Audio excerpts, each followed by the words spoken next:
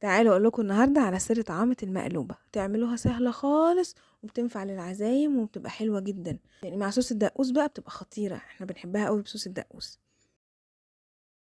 وشايفين الرز كمان مفلفل ازاي؟ انا بحبها اكتر بالرز المصري.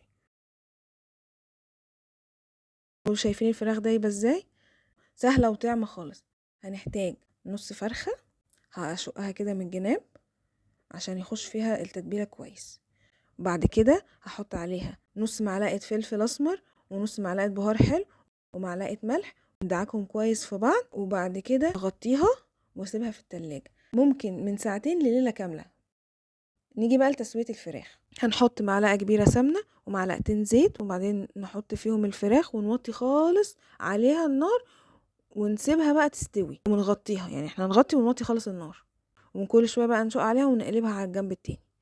هنحتاج بتنجان، دول كانوا 2 كيلو بتنجان. من الافضل ان احنا بعد ما نقشر البتنجان نقطعه بطول البتنجان زي ما انتوا شايفين كده، تقريبا سمكة 1 سنتي.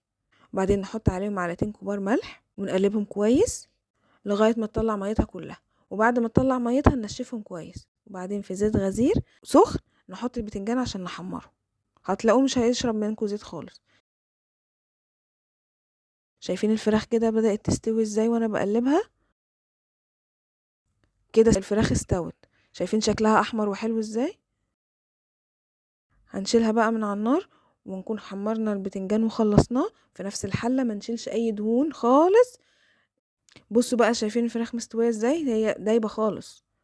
في نفس الحلة نبدأ نرص البتنجان. اهم حاجة واحنا جايين نرص البتنجان يبقى في حتة من قعر الحلة مع الحيطة بتاعتها، عشان تبقى ايه، زي كده كده لما نيجي نقلبها تبقى ملمومة. شايفين ازاي انا رصاها على الحيطة بتاعت الحلة؟ انا بقى بحب ارصها بالترتيب، يعني بتنجان وبعدين فراخ وبعدين الرز، ما بحبش احطه كله على قلب بعضه.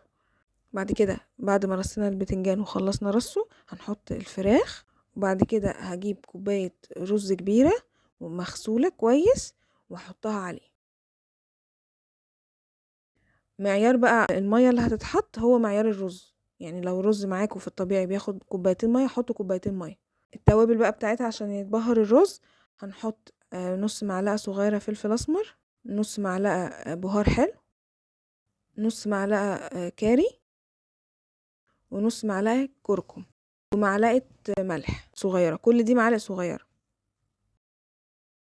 اول بقى ما تلاقوا الرز فلفل خلاص كده هي استوت. ناخدها بقى نقلبها على طبق، ويفضل ان احنا نسيبها 10 دقايق وهي مقلوبة بالمنظر ده علشان البخار ينزل البتنجان والرز، تبقى نازل بالشكل ده، مفيش حاجة تلزق في الحلة. حتى لو حلة ستانلس مش هتلاقوها لزقت. وهي بقى سخنة ننزل عليها بحبة مكسرات محمرة، اي مكسرات. ده كان بندق ولوز. شايفين شكلها مرتب ازاي؟ وبعد كده بقى انا غرفت حبة وحطيت عليهم حبة الدقوس اللي عاملاهم.